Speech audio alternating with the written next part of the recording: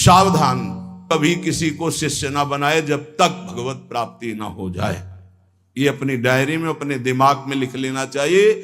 बहुत हाथ जोड़े, पैर छुए तो नाम जपो, चलो दूरी बना के रहो, आंख मत दो, किसी को संग मत दो, किसी काम के नहीं हो। अगर तुम बैरागी हो, तुम ब्रह्मचारी हो, तुम जितेंद्री हो, तुम भगवत मार्ग में चल रहे हो, तुम्हारी वस्तु नहीं है, वो तुम्हारे सामने झुक के दे दिए। यहाँ के दाता ऐसे हैं, वो झुक के दे देते हैं, पता नहीं चलता, पैर छू के देते हैं, तुम्हें क्या पता, पैर छू के देते हैं। भाई जी महाराज चरण छू रहे हैं, राधा बाबा को चरण छूते छूते दे दिया। जो बाबा बाद में समझ पाए, आजीवन उनके यही है, समझ पा गए ना, तो तन मन प्राण न्यौछावर कर दिया भाई जी के ऊपर। आजीवन जहां भाई जी वहीं, अगर चिता लगी तो वहीं टीन छवा लिया, बलिहार। ये समझ, मेरे लिए इतना विपरीत संसार का के आप हाथ जोड़ोगे, झुकोगे, वो आपको रौंदेगा और आपकी आज्ञा का पालन नहीं करेगा। वो आपकी शेर दृष्टि बनी रहे, वो पक्का परमार्थी बन जाएगा, पक्का निकल जाएगा। और अगर ये कि यार कहीं घबरा न जाए, आजा, हाथ मिला और दुलार करके लात मारेगा तुम्हारी आज्ञा पर, लिख लो, वो तुम्हारी बात पर लात मार देगा। इससे शरीर पे लात मारना सहज होता है, आज्ञा पर लात मारना सबसे बड़ी बात होती है। एक गुरुजी का शरीर दर्द कर रहा था, शिष्य शरीर सेवी था, कहा बेटा आज बहुत शरीर में दर्द हो रहा है, हाथ से कुछ असर नहीं हो रहा, चढ़ जाओ शरीर पर, दबा दो। हे गुरुजी, नरक जाना है, मैं नरक भेजने की बात कहते हो, हम पैर से आपके शरीर में। अरे बोले बेटा आप जवान में लात मार दिया, पर पैर में, ये शरीर में क्या, जवान में लात मार दिया। अरे गुरु का शरीर है, चाहे पैर से दबाओ, चाहे आप कह दो यहां खड़े हो जाओ, अभी खड़े हो जाएंगे, क्योंकि मेरा शरीर थोड़ी है, तो आपका है, आप आज्ञा करें, आपको जैसे सुख मिले। मैं नहीं, संसार का विपरीत स्वरूप है। इसलिए उपासक बहुत सावधान। प्रायः बड़े बड़े महापुरुषों को यहां से रो के जाना होता है। क्यों? ये संसार की कटुता है। गड़ासा खा के जाना होता है, डंडे खा के जाना होता है, पर भगवान के भी पार्षद हारने वाले नहीं। तुम पीटोगे वो तुम्हें परम पद प्रदान करेंगे। इसीलिए सदैव उनका यश गाया जाता है, पर हृदय सदैव इस बात का पश्चाताप होता है कि इस जीव को अपनी सदगति के विषय, वो बिच्छू है, बिच्छू, वो डंक मारेगा, डंक मारेगा, उसे निकालना है। बड़ा विचित्र है। फिर ये लगता है कैसे कैसे जीव हैं, उनको सतमार्ग के लिए प्रेरित करो, उनको सतमार्ग की व्यवस्था करो, उनको सतमार्ग जीवन का जो धरोहर है दे दो, पर वो लात ही मारेंगे, वो अवहेलना ही करेंगे। कैसे कैसे कल्याण हो, कैसे परम मंगल हो, वो इस विचार में है, और उनको लगता है मैं कुछ हूं, इसी से पतन हो जाता है। तो जब तक भगवत प्राप्ति नहीं, तब तक झेल नहीं सकते संसार के भाव को। ये हम आंतरिक भाव कहते हैं, हमसे बाहरी व्यवहार तो किसी से है ही नहीं। इसलिए सावधान, सब साधुकों से गृहस्थ विरक्त। आपको अवसर मिला है नहीं, बाद में आप पछताओगे। अभी दुलार मिल रहा है, निकल चलो माया से। और अगर इस दुलार की अवहेलना की तो तिनकर काल रूप में भ्राता, कुष्मादपि कोमलानी, वज्रादपि कठोराणी, ये शब्द याद रखना।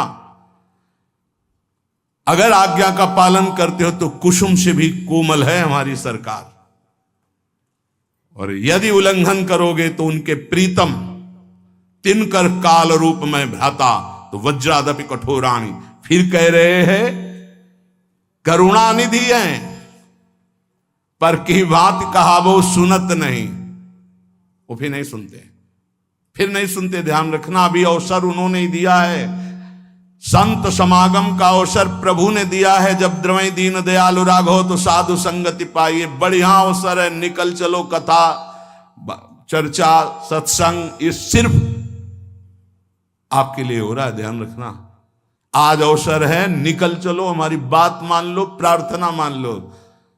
गुरु परोसता है सच्चिदानंद नाम, सच्चिदानंद रूप, सच्चिदानंद लीला, सच्चिदानंद धाम। क्या पसंद करोगे? इसी भांड को पसंद करोगे। ये मलमूत्र बनाने की फैक्ट्री है, चाहे जितना बढ़िया जूस डालो, चाहे जितनी बढ़िया सामग्री डालो, 6 घंटे में दुर्गंध युक्त। इससे प्यार, उसी दुर्गंध द्वार से निकले हैं, उसी मलमूत्र के भांड में पले हैं और फिर उसी में पैदा होने के लिए आचरण कर रहे हैं, फिर उसी गर्भ में जाएं, फिर उसी मलमूत्र के बीच में रहें। कैसी विवेक बुद्धि है। अगर निकाल करके नाम रूप लीला धाम में तो तुमको ये पसंद नहीं आ रहा, वही पसंद आ रहा है, वही मलमूत्र के शरीर में आ सकती। शास्त्र के वचन भगवान की आज्ञा है और उस आज्ञा पे चलोगे तो तुम्हें अनुभव होगा कि भगवान तुम्हारे अनुकूल है। वो कभी प्रतिकूल हो ही नहीं सकते, मंगल भवन है। लेकिन विपरीत आचरण करने के कारण तुम्हारी विपरीत बुद्धि अनुभव कराती कि भगवान प्रतिकूल हैं, गुरु भगवान प्रतिकूल हैं। ऐसा नहीं होता। इसलिए बहुत संभल करके, बहुत थोड़ा जीवन है और उसको अगर संभाल के निकाल ले गए तो भगवान की प्राप्ति सहज में हो गई। वो मार्ग मिला है जो बड़े बड़े योगियों के लिए भी दुर्लभ है। ये वृंदावन रस, इसमें विशेष साधना नहीं, इसमें केवल अनन्यता है। राधा राधा राधा मेरी लाडली, पार हो जाओगे। हम यहां बड़ों का अनुकरण नहीं करते, हम अपनी बुद्धि को बड़ों के उपदेश से नहीं तौलते, हम दूसरे से सलाह लेते हैं, दूसरे के आचरण देखते हैं, दूसरे की बुद्धि से चलते हैं। बड़े कौन हैं? गीता जी, भागवत जी और महाभागवत, जो गीता भागवत को अपने जीवन में धारण किए, उनकी बात नहीं। हम देखते हैं उन नीच पुरुषों की बात जो नीचता के आचरण करते हुए भ्रष्ट होते हुए जा रहे हैं, उनकी बात देखते हैं, उनकी बात सुनते हैं, उन्हीं के आचरण करते हैं। ये बातें पकड़ लोगे कभी फंसोगे नहीं। हम कभी एकांत में नहीं समझाते, अगर डांटना है तो सभा में ही डांटते हैं। बात हमारी पकड़ लेना। अगर हमसे जुड़े हो, चाहे गृहस्थ हो चाहे विरक्त हो, तब तक किसी को घास मत डालना जब तक प्रिया प्रीतम ना दिखाई दे दे।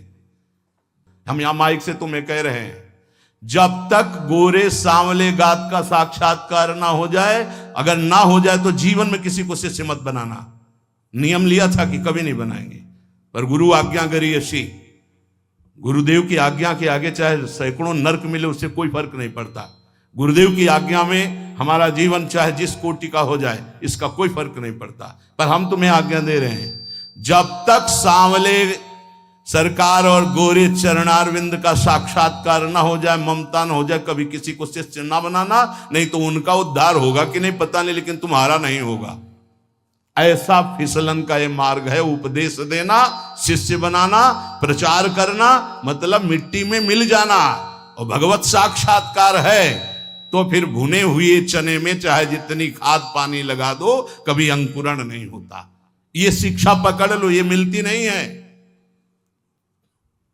उदर पूर्ति के लिए भिक्षान आधा पेट, संयम नियम पूर्वक जीवन, कम सोना, निरंतर भजन करना, भगवत साक्षात्कार जल्दी हो जाना। विश्वास कर लो। वैसे भी शास्त्रीय सिद्धांत 12 वर्ष साधना में भगवत साक्षात्कार हो जाता है।